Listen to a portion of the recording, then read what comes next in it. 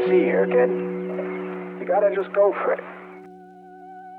Don't think about what comes after or what came before. You just gotta bend your knees, take a deep breath, and jump. And you might think, what if I fall? What if I fall? Well, what if you don't? What if you don't? What if you fly? If you fly? Let's go. Welcome to Bros and Cons. This is our first podcast. This is exciting. Number one. Wait, should we tell them why we're brothers? Oh, Bros and Cons. We gotta tell them why. well, we're both light in color. Quick background before I introduce our very special first guest on the first episode. You know, Bros and Cons is a concept like pros and cons. This is my brother. We're both cons. We've been behind the bars before, as you can clearly see in the background. I want to jump right into it and introduce, Kalisha Campbell, cast all the way from Canada. So how are you doing today? Oh my goodness, where do I even start? I'm lovely to start. I'm lovely. Everything has been good. Life is good. It's like 30 something degrees out. We're sweating, deadhead and flowers, saying hi to the neighbors. They're out there walking dogs, barbecue's going. Good. Wait, I gotta let everybody know, because I'm sure what the temperature is. Degrees, people are like, it's freezing. It's cold. Like we're sweating. No. So the Fahrenheit and Celsius. So if it's 30 degrees, it's 90 something, right? 80. Right. 93. So yes, just a little clarification. Because I did the same thing to him. That's funny. I was Googling it after the conversation. I'm like, maybe I'm tripping, because it's hot. Like maybe I don't know what I'm saying, right? I don't know why we're this close and we have to have all these different things. Like I don't understand why that border means so much. Like, can we just all connect? So do you use like cubit? Do you use cubits? Cubics. Cubits? It depends on what we're measuring. I guess so. I don't know. I don't know if I have anything in my life that I need to use that like. No, I'm sorry. That was one of the measurements in the Bible. Oh, okay. I'm like, what are we measuring in cubics? Maybe someone who has not only overcome personal struggles with maybe not addiction or other things, but now helps others as a peer support specialist. What has been the most powerful lesson you've learned about resilience and recovery? Well, first of all, I've gone through all of those things, and I think self-worth is probably the most important part of resilience for me specifically. It was one of the things that I thought I understood. I've always been a very powerful person. I trust myself. I trust my judgment. I trust that I can lead a team into whatever, I've always found management positions, things like that, put myself on a pedestal, and cheerleaded really well for myself. After navigating some of the really tough stuff, I realized that it's okay to also be vulnerable, right? And that is part of it, that you're allowed to open up and you're allowed to cry and you're allowed to have bad days. And so once I figured out the balance between those two things, which only came with the struggle piece of it, then I felt like I could really, the resilience kind of took a forefront. Yeah, because when you're out there and you think you know everything and you can't be told nothing and you think you're the queen and all of this stuff, like that's fine, but you only have half the story, right? Like you only have half the story. And yeah, it wasn't until I really got through it and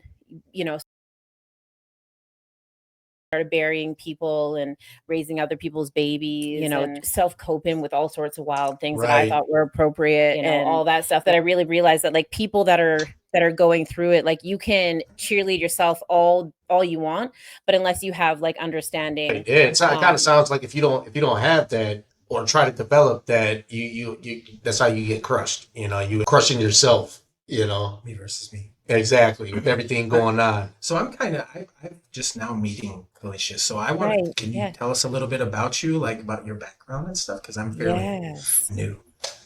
Absolutely. So I'm Casey from Pine Case. I started Pine Case as a passion project to show people that there was space for men's mental health. And I didn't really know how to do that effectively as a female, right? It's wildly inappropriate, some people would think, but I was like, well, you know what, maybe that's how we get there. Maybe that's how we like stir the pot and piss some people off. That's how we get this conversation going, or maybe we can do it with love and compassion, but I wasn't quite sure. So when I started Pine Case, the focus was men's mental health and music being the tool to have a conversation. Now, the reason why it was important to me is because I grew up, I have a beautiful white mother and a beautiful Black father.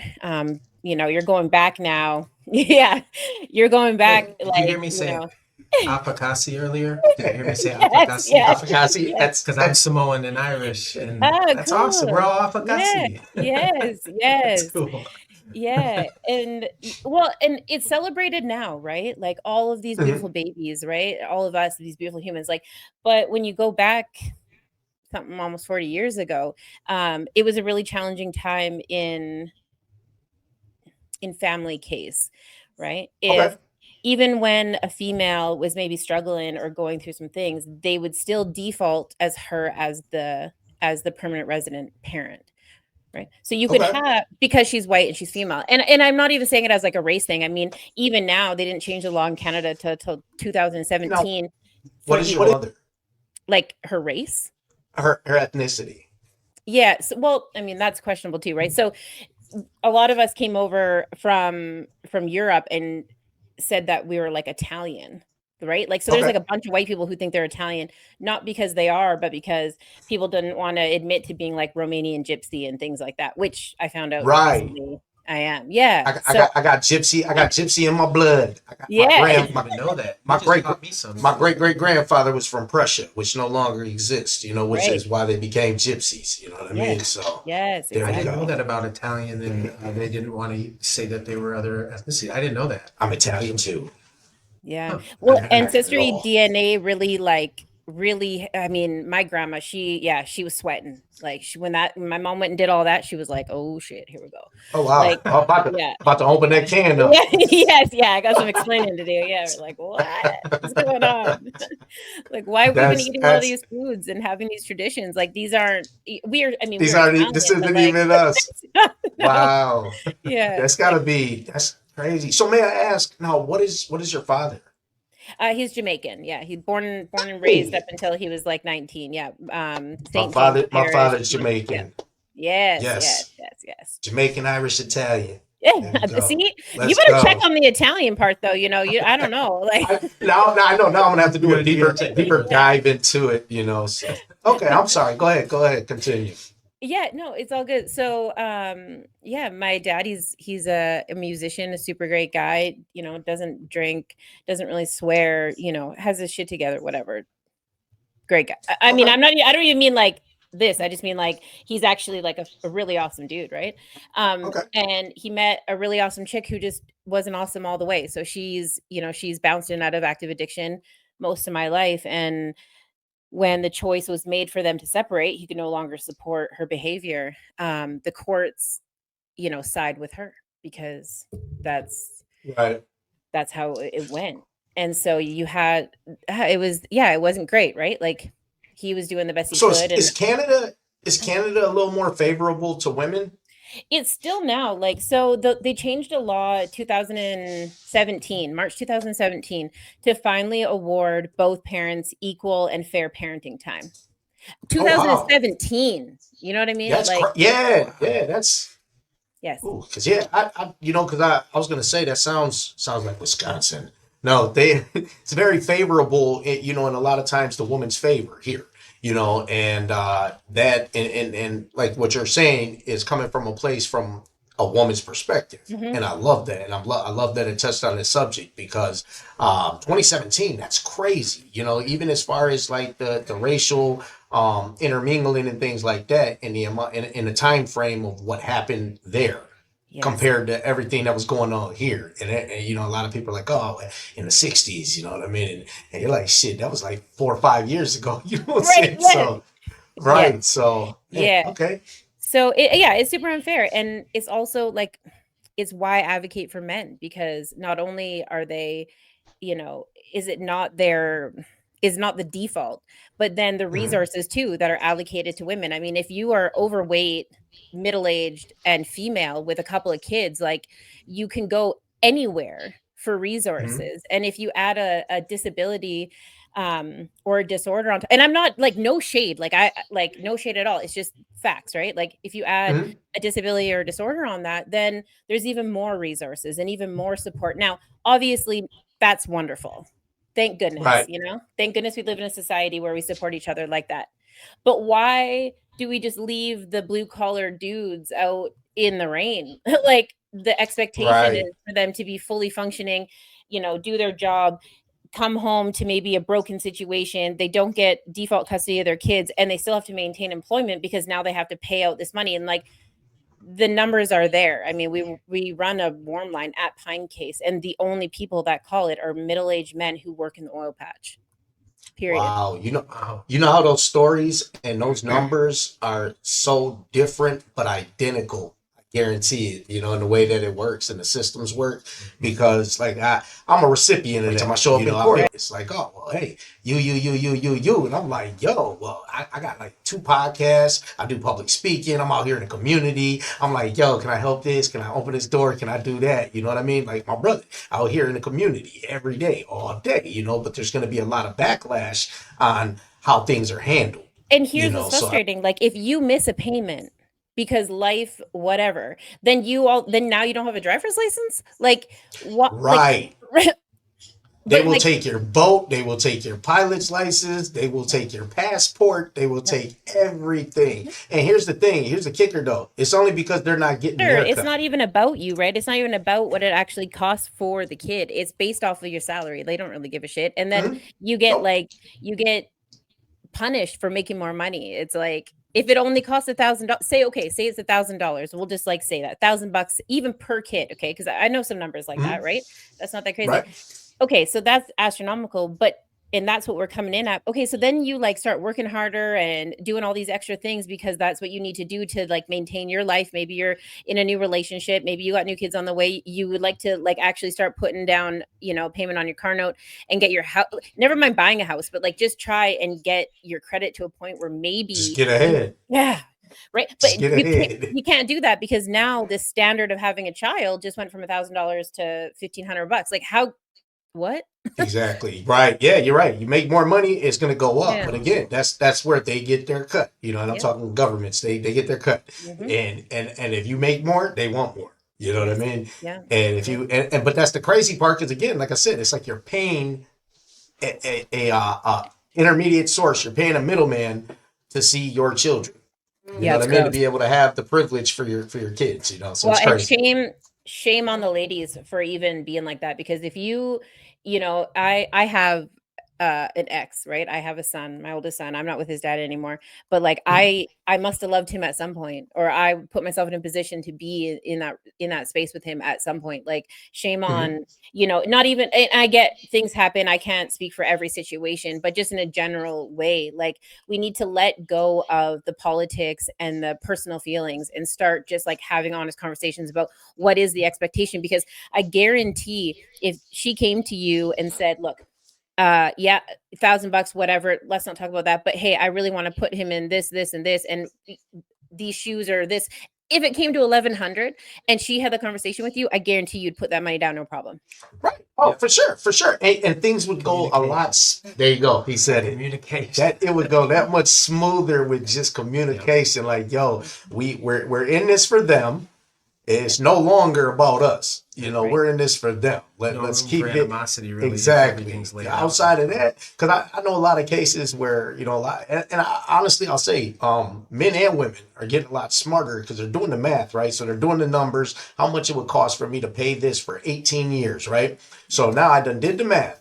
And now I know what I'm capable out here in society, just like what I'm doing as an entrepreneur and trying to start businesses and multiple streams of income. Now I'm going to make this money. Okay. So now if I come to you with an offer, boom, that's done. You got that money, bam, we're done. Genius. Now I don't even got to worry about it. So you take out the interest of the middleman, you know what I mean? And I guarantee you 90% of the people on the other end of that deal, hell yeah, give it to me. Because you're talking upwards of 180 grand, 200,000. You know what I'm saying? If somebody's going to hand me $200,000 right now, let's go. I'm for to sign the papers. We're done. I don't want nothing else from y'all. We're good. And most people will do that for $10,000. I mean, shit, there's, you know what I mean? $10,000 right now, no more child support. They'll be like, done. I know women that would do that for a Honda Civic. Like doesn't have to be that complicated, right? You'd have to go with the Honda Civic. That's right. Beep, beep, you know what I'm saying? They're gonna get that and be done. But I mean, that's real talk, because in reality, like I said, you're only paying the middleman. You know, when you take out the middleman, and a lot of times it's not even about, oh, you owe this and it's for the health and the care of the kids, because it's not. Because a lot of times I got to ask, like, where does my money go?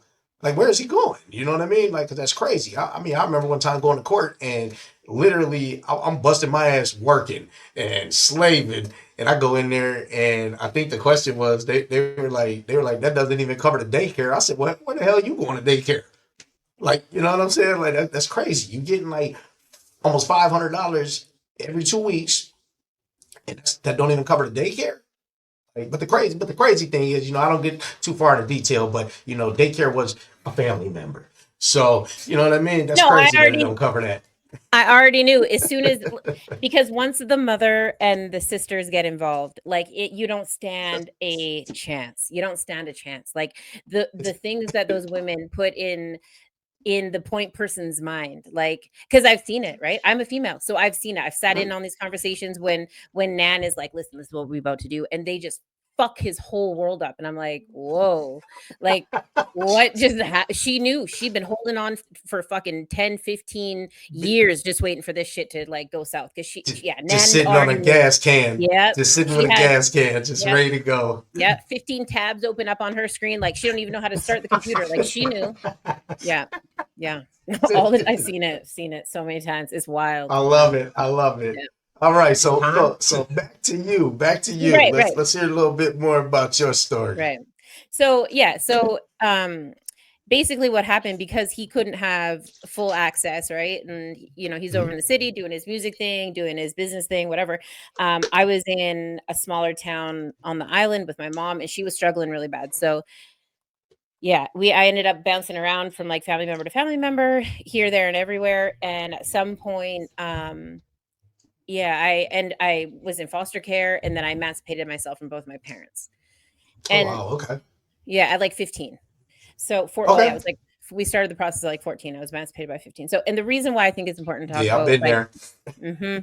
Yeah, I was like, this is wild. Like, we got to get the fuck out. Like, and bless her. Like, this is my mom's a wonderful grandma. I love her to death. Me and her, like, it's not even like that. But at some point, you got to start doing for yourself. And thankfully, I realized that at an earlier age. So we got that part sorted out, and that was it. But I think it's important to mention, because across the, they were like an hour drive away, was this perfectly capable, loving father who, was the opportunity to be as involved as he would have liked to have been, was taken, because of the way the system and the laws were set up. So, so that was kind of why I thought it was important to start with the dudes. Right. Yeah. Okay. All right. Yeah. Well, that's your background. There you go. Now we know what's up. That's right. Now, and I'm excited to get into the music and mental health part of it, because like all of the comments on the live, and then we talked a little bit yesterday, music saved my mental health. And it's not just by listening to it, it's me sharing it. And like, I actually learned to sing in front of everybody online because my voice used to shake when I would get anxious. Like, I'm getting anxious right now talking about it. The hair stands up on my head. He be shaking. That mental health aspect, like through music, gave me confidence. And I don't even know how to expect to be able to say hello to people. It just, we're not interviewing me. We'll talk to you. No. But no, I'm excited to hear, especially because, you live in a different place too. So I get to hear your views.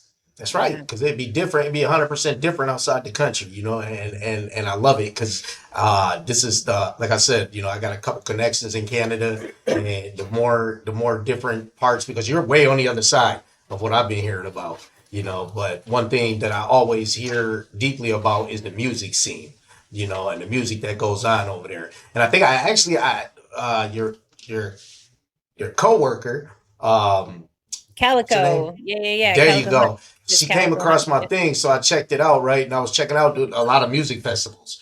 Cool. Like the exact same thing he be doing, you know what I mean? Like, so I was going through the page and I was like, okay, so they up there in Canada getting it in, so A lot of good music Yeah, festivals. she's amazing. So yeah, she kind of showed up on my doorstep, so to speak. Like we were kind of going through some stuff, and we both had these really cool ideas, but we just needed each other, I guess. Like she needed something from me, I needed something from her, and we figured out what that was, and we just kind of hit the bounce pad and went for it. So she's actually been doing harm reduction for Pine Case at all these festivals that she goes to. So not only Oh is her wow. son, yeah, not only is her son DJ Lion, like go Okay, ahead. I did see that. I saw the Yeah, DJ on there, DJ Line. Yeah, yeah, I saw that yeah, on the page. yeah. Yes. So shout So, out to DJ que- Lion. so when you say doing harm reduction Mm. for Pine Case at the events, what do you mean by that? How does that work? Yeah, so yeah, we set up tables, do the whole thing. We got signage, like a booth, and we hand out naloxone kits. We hand out information. We can do naloxone or Narcan is what you guys call it, right? Yep, We yep, can do yep. Narcan demonstrations. It's the nasal naloxone. Yeah, Yeah, I got a case of it in the back of my truck. good, good, good. So do I. So do I. And I give Yes, it out every time I see a first aid kit, every time someone, like yes, we take every option to throw them in people's glove boxes, wherever. Like, so we have correct. like, Keep it on you. yeah, Keep it everywhere, on man. you. Yeah, yeah, exactly. I got one for you. I got some in Yeah, the house too. yeah. So yeah, so we do. That's what we do, like naloxone training or Narcan training, depending on what we have on. We also carry like not clean supply, but like tools and things like that. So I'm not promoting drug Okay, use by any stretch of the right. imagination. I'm not. I really am not really like. I'm not really cool. A lot of these It's like festivals are dance all safe. ages. Well, but Canada's Dance pretty, safe. but Canada's pretty big on not promoting it, but Yeah, giving a clean and safe space for it. You which know what is I mean? To saving try to bring it down and say, there you go. saving You're about lives, to man. say it. It's saving lives everywhere. And I think the model, we still need to tweak it a little bit, right? But the model makes sense. Like if it's bad supply that's killing everybody, like can we sort that piece of it out? I don't have to hand out safe drugs, but I can totally hand out like testing kits. That's not a big deal, you know? That's Right. like dance safe in Yeah. the States. Education. Dance safe here. Mhm. It does it at the Education. festivals. That's Yeah. awesome. Yeah. Yeah. Well, it's education. You know, if you're educated in something, you can save lives. Period. That's just the same as getting the naloxone that you can get from any Health and Human Services building or anything like that here in the States, and Yep. they're giving it out. But the problem with it is not a lot of people are educated on it. That's the problem. They have it but don't know how to use it, or they've heard of it but they aren't smart enough to go get it. You know what I mean? Just to have it around. Because I think it was one of the pastors that I interviewed the other day. I handed him a box and he was like, "Well, I don't drive." Because I told him, I said, "Hey, just put this in your car." And he said, "I don't drive." He said, "I ride the city bus." I said, "Oh, you need two of them then." I You said, need, yeah. You on the city bus." I was like, "Bro, you need a couple of these, man." So, but yeah, it was crazy because he was just like, "Yeah, I'll drive." I was like, "Here you go." And Yeah. he's the one that's editing our book. So I was like, and I'm Oh. going to email you the instructions of how to use it. Oh, that's so So, funny. You know what? I have somebody in my life who knows me really well, and I handed them a naloxone kit. So the naloxone kits are like these black, I should have a couple. They're like these black cases, and they say naloxone on them, and they have like the red mhm. sign or whatever. And they looked me dead in my face, and they're like, "Should I be concerned?" I'm like, "Concerned for what?" And they're like, and they thought it was like to put your drugs in. I'm like, No, Oh, no. Like, how many times have you watched our show? Like, oh my gosh. Okay, wait a second. Like, there's no way that you think that that's they're supposed handing out it, drug kits. like because they look like Oh. right. Like, oh my Okay, well I get it now. Well, I guess, I mean, and it's not crazy to say that. I wonder how many people are actually using them for that. They got They home do. and they just took everything out of it and everything else went. Yeah, they absolutely do. I've seen the story got Sorry, it take it. gets crazy, right? I mean, obviously being like 14 years old in an apartment by myself, like thinking I know everything, taking care of, my friends that are now my family, like these, and we're kids. We just don't know. We don't even Mhm. understand mental health. And the crew that stuck around me who went from like foster home to foster home to foster home while I was going through it and would sleep outside and make sure that I was safe because we don't know these people, right? So they'd be sleeping out in the bushes outside and like, doing the thumbs up, like, okay, you sleep there till 8 in the morning the next day, like walking to school and shit. Like these people in my life, my Wow. brothers, right? They Okay. they they didn't understand how to talk about what they were going through, because obviously they were going through some shit too if they're just like sleeping outside in a bush all night with nobody wondering where the fuck they are. Right. They have nowhere to be but by you. You know what I mean? Mm-hmm. Yeah, that's solid. Yeah. And so we, you know, there's that a lot was of at 15. Yeah. You were 15 then. Wow. Yeah. And yeah, it's weird. Yeah, it's I don't think about it like that until somebody's like, "Holy shit." I'm like, "Oh yeah, that is kind of crazy." That's Like intense, yeah. Mm-hmm. You're a But strong person. But we got here, right? Like we're here.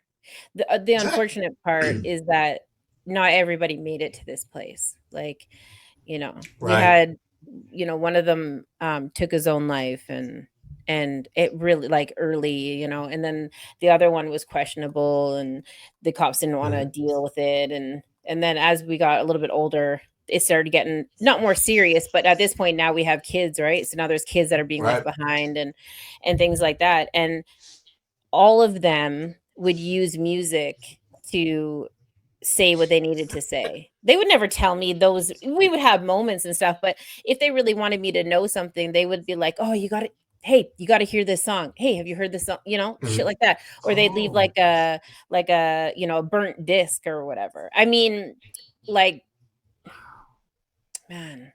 Yeah, there's so many songs I could it just feels so personal, right? But there's so many songs that I didn't realize until later on, like Vice Versa, by Pastor Troy. I didn't understand what I was listening to when I was a kid, and then I came across that song later on as an adult and was like, I understand now. Like, for this to be his favorite song, like, I understand what he was going through now. And so yeah, I guess, I realize now that, like, there is a connection between how we enjoy music, how we write music, how we compose music, and that's not specific to genres, right? But that's like specific on like life experience, lived experience, and how we cope. And so I found it seemed like a no-brainer to me. I'm like, why aren't we using this as more of a tool? I knew the research was there. People were talking about it with like Alzheimer's and all these things. There was like mental health professionals who also knew music, who were going into like seniors homes and things like that and doing these studies with like EEGs and CETs and MRIs and stuff. And so I knew that the science was there. I just didn't understand it at the time. And then I started getting into like the frequencies and what frequency you need for like to heal what and this and that. So that's kind of like the gist of the interest part. But then life completely leveled me. I don't know. I had all my shit together. I had an amazing career. I was doing all this great stuff. I was, kicking ass, taking names. I was a front of house manager at the local theater, working in like local politics. We were getting like liquor licenses for outdoor events, booking big shows. The community was coming out. Like, I was somebody. And then I just, like, when I say, like, I just hit the gas pedal and fucking blew it out the window, like, my God. Yeah, none. Like, here's like, thank goodness I made the right choice in man when I had my son, like, thank goodness I considered like all, because I wasn't really that stable. We were stable and we had a beautiful home and stuff, but like, thank goodness that he had my back and understood that like I needed to deal with some shit, and he didn't hold that against me. And like, thank goodness that I had some of these things in place, because when I went for it, I really went for it. I had a prescription that was making me feel good, and I was accomplishing these things, and the doctor was telling me that that was okay, and my life was saying that that was okay, because everything was going up and up and up. And then my doctor retired, and the guy that took his place, he cut me off of everything that day. Nope, you won't be getting this prescription anymore. Wow. Yeah. Right in the middle of active. Yeah. Wow. Yeah. Wow. Yeah, that's and I can definitely relate to that feeling. Yes. And I didn't even know what like being dope sick meant. Like, that was so far from like my reality and my day-to-day life. Like, I dealt with it like with my mom and like, some of my friends, and I kind of understood. I knew it looked uncomfortable, but I didn't understand. And my mom, bless her heart, she thought she was doing me a favor, right? So she went around to all of the dealers that we knew and said, like, don't sell her nothing. Don't sell her nothing. No pills, no nothing. Like, don't, you know, what do you do? I had to do that shit to my mom. I had to do Right. that shit to my mom one time. I tell all my homies, like, everybody, cut it off, you Yeah. know? And Yeah. it didn't really fix the problem. So No, are you it kidding? made more problems. It almost killed me. Like, I'm not saying that I'm not grateful because we got to the end. Thank goodness. Mhm. But instead of being able to go to people that I trusted, safe people that I trusted, and get and buy pills and then deal with the issue in that sort of way, right? Because I'm not saying there's a good way to deal with this. I'm just saying, like, I would have preferred to have people around me that knew what was happening and it not be stripped away from me. But I'm sure every addict probably says that.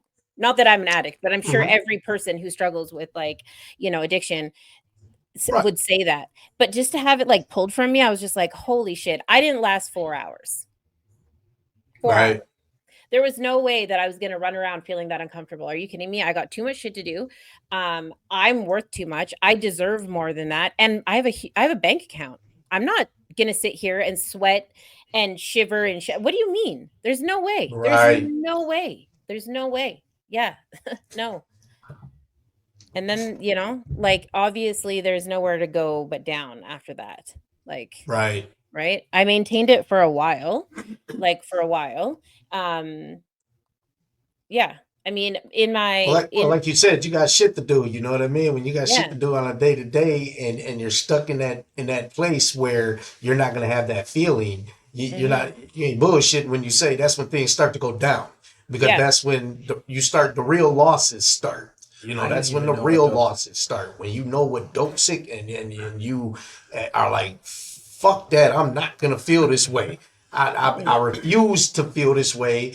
And then, eventually it's just like, yo, fuck these jobs, fuck you, and you and you. And it's crazy because, like you said, my mom was my built-in pharmacy. Right. Yep. Same. Everything that I had for 10 to 15 years was from her. Yep. So Same. so I'm like shit, it got to a point where I don't gotta go to nobody. So when that was stripped away, it was like, oh shit, and even I mean when I went to treatment for the time that I did throughout all that, I showed up there and I was chewing on a fucking fentanyl patch. You know what I mean?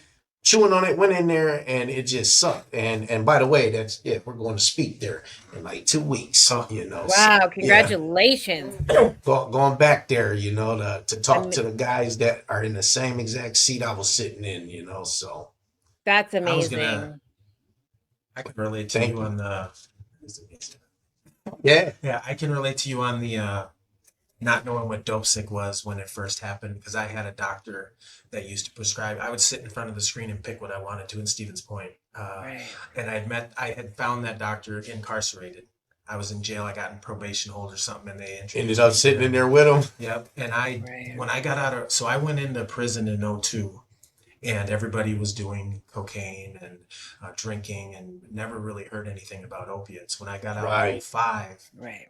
everybody was doing pills. Yeah. I'd never even heard of them. People were like, oh, you want to do this? You want to do this? And I made it about 6 months. And as soon as I got introduced to them, I went to the doctor, saying, just like you said, the doctor was giving it to me. Well, it's got to be okay then. Yep. And literally by the time I was dope sick, I was so far in, I had no idea what was going on. And it was exactly what you said.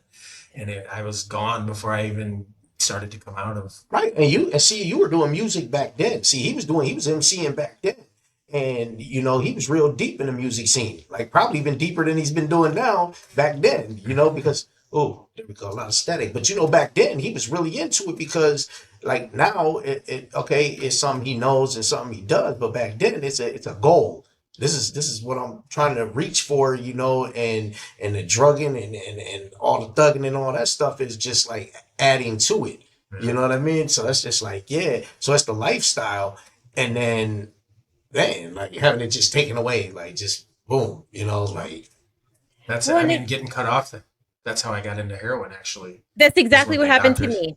4 hours, and I snorted it for the first time, and I was like, yeah, man, I could take it or leave it. And then this dude was like, oh, you're doing that wrong, and like showed me how to smoke it.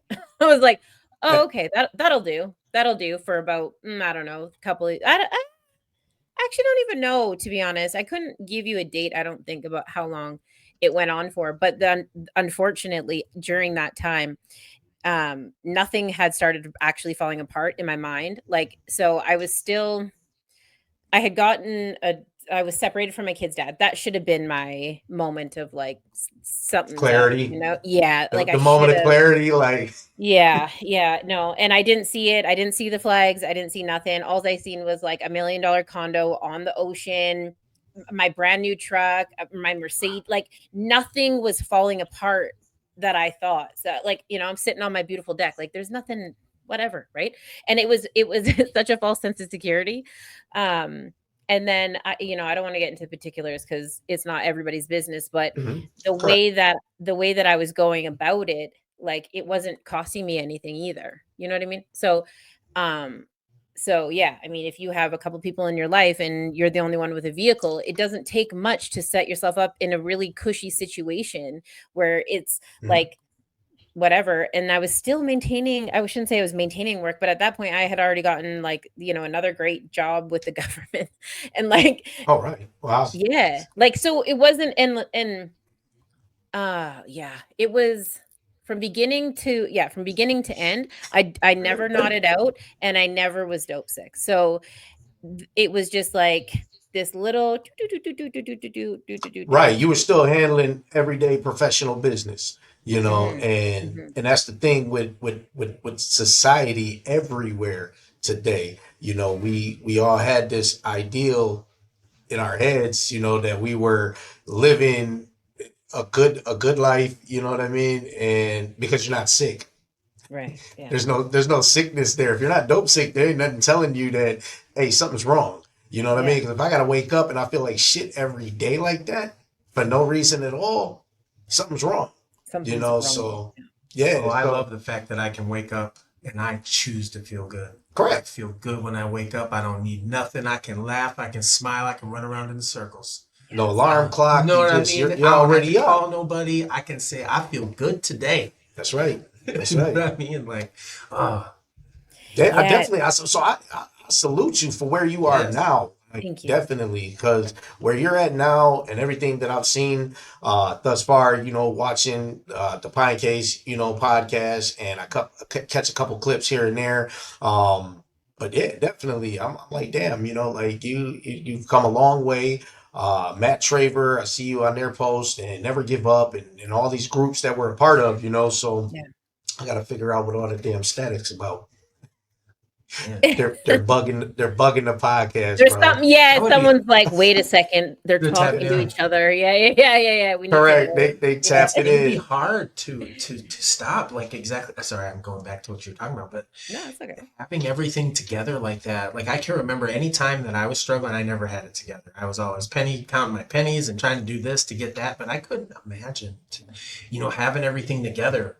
And, right. You know what I mean? That would be a hard one to stop. No, like I had a lot of good jobs. Like I'm a quality engineer by trade, right? So I do a lot of stuff with continuous improvement. When I get to talking to people, like he always says, he's the carrot, I'm the stick. And then, when I get to talking technicals about factories or anything like that, and when it comes to like training and stuff like that, then it's like, okay, damn, maybe dude does know a little bit about what he's talking about. But anyways, quality engineer by trade. And I was definitely living this life where I literally needed to have fentanyl patches or opiates, while I was working, and I'm doing my job damn well. You know what I mean? I stay up. I'm putting in 12-hour shifts. You know what I mean?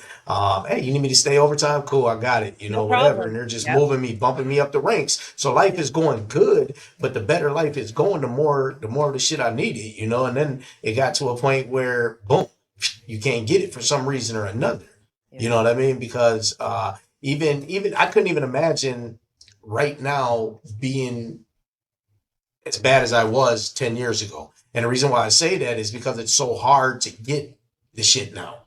You know what I mean? Like it's not hard, but it's hard. You know what I mean? Like it's like if it was then with all the regulations they're putting on things now and stuff like that, Yeah. it'd be like, nah, man, that sucks. You know what I mean? But it's just a different, If it was like it a is different now, I time. wouldn't be here. Like Drugs are deadly now. Like exactly. back then, when I was 20 years ago, I did whatever. Anybody, if you got this, I'm doing that. Let's do this. Yeah. Let's do this. Well, Now, that's what I mean. They're that's they're sense. regulating stuff so much that people are designing their own. You know what I mean? So now they're designing their own. They're putting this, they're putting that. You don't know what's in here, what's in that. You know, like me, I mean, the stuff that they're putting in everything is crazy because when, like when they changed the chemical makeup and I saw what people were doing, that's when I knew 100% I was done. Oh, it was Like when I'm good. the Like, yo, first hold on, wait a urine minute, man. You test. putting plastic up your nose? Like, Yes, I'm good. yeah. I remember getting like my first Like, urine analysis done, and she was like, "What is your DOC?" And I'm like, "Oh fuck, okay, wait a sec. What? Why? Like, you can't tell by my urine test?" She was like, "Well, I think I have an idea." I'm like, "Okay, cool. Yeah, I mean, like, I would prefer if I had to be like heroin." And she was like, "No, there's none of that in here." I was like, "Okay, yeah, what is in there?" Like it's just, and even it doesn't even have to be like the chemical stuff from underneath your sink. It's like even just if you're trying to buy like say heroin, like and you get fentanyl. So okay, can we know now that that's the standard. Okay, fine. So now you think you're buying fentanyl, but there's like meth in it and all this other weird shit in it. And you're like, yes. wait, what? Like I'm not a meth head. And you're actually, according to your urine It's in test, there. like there's It's more of that there. shit in there than and then the benzos too, right? Like I didn't even know. I understood what benzos were, but I didn't understand that like if you were Oh, doing they will get you every time. They will it was get like you every time. 40% benzos and 40% meth and then a sprinkle of this, sprinkle of that, whatever. Call it dope. Like holy Hmm. okay. So and maybe Yes. that's like the bridge really, because it was the benzos and all the weird shit that got me to the system where I was like, I can't do Right. this Right. at home. Like I can't. I had done like a clinical detox at home and was successful with it. And then, got myself into some trouble. I relapsed because the doctors didn't know and they gave me a shot of fentanyl after a really bad car accident. And that kind of sent me on like round 2 or whatever. So But yeah. so when you left, so were you in like treatment or something when you had that accident and they No. gave you that shot? No. No. Okay, I No. only asked because usually like when you leave somewhere like that, you're on what's it, the shot, you know what I mean? That they give you the bracelet, the medical bracelet. Yeah. What's that shit called? Yeah. Yeah, I know because I was on it for a minute. I had to wear like a medical bracelet because Right. it tells the ambulance people don't give you no fucking opiates and shit because it'll kill you. You know what I Yeah. mean? So that's why I asked. So okay. No, we don't have that up here, and we should, because honestly, if like, thank goodness that I wasn't like thrown into precipitated withdrawal or some crazy shit, like, Hmm. and or like overdosed and died because my tolerance wasn't the same as it used to be, and because I've been stripped down to nothing and using say Suboxone, and there's nothing there, and you're just gonna give me a shot of that, like, my tolerance isn't like that. So there's a ton of Right. reasons why like those things are important, but no, I was like, so I got myself into some trouble, crashed my car, all this stuff. My life is like what I think is perfect. And I'm sitting there. Finally, someone convinced me to talk to like at least an intake person. And I'm telling her everything, like Hmm. everything, telling her the amounts, the cost, the da da da, like everything. And I look up and my grandma's standing there, like over top of me. Wow. And you know what I mean? And she was like, okay. And she said some shit to me like, if your aunt had a dick, she'd be your uncle. And I still don't know what the fuck that means. But Hold on. Wait, what? What? right. But Oh. We have a sound effect for I mean, I just there we go. I think what she was trying to say was like, if it's not this and it's that, like that's okay. We're just gonna figure this shit out. Right. And Right. so bless her heart for not, leaving me I, there. I fucking love that shit. Yeah. Well, I'm definitely gonna have you write that shit down for me, Yeah. so I Yeah. can use that. Yeah. Yeah. Yeah. Grandma's a gem. She's a gem. That's awesome. That's awesome. So so I go through the process and get everything together, start life again, get a new job, get myself, in a situation with this dude that I've been hanging out with because he wasn't the greatest person on paper. And he was up to some shit. They wanted to know what was going on, and the easiest way to get to him is to go through the chick with the kid, right? Because obviously, Yep. like, I'm not going to keep a secret for him. I got a baby and shit. Like, I'm going to say something. What they didn't know though was this dude that they were expecting me to roll on. He was the same person that had been there my whole life. And I knew that I had backup with my kid's dad because we were cool, and I know that my son is safe. And I might not have made the right decision in the moment, but I wasn't fucking saying anything to anybody. Right. And I knew I wasn't doing anything wrong. So every time I left the driveway, they were giving me no insurance, this and that, towing my car. Like the poor guy at the tow yard, he was at one point, he was just like, just take your truck, like whatever, right? Oh, like, wow. Yeah, like it was crazy. And then they started stacking all these charges on me, and it was like misdemeanor to commit mischief, misdemeanor to commit and it was just went up and up and up and up and up and up and up and up and up and up and up, and it was like 53 charges. And I at that point like wasn't maintaining life. And what was really wild about that was that I actually wasn't on drugs during that point. Like the stress had actually stressed me sober. I had moved my little bag like out to like a motel, like a hotel. And right. I didn't even want to go home. Like it was so bad. So anyways, long story short, the agreement was that I would leave the province. So from one state to another state. Like I wasn't allowed back in my state. Yeah. You see here, kid, you gotta just go for it. Don't think about what comes after or what came before.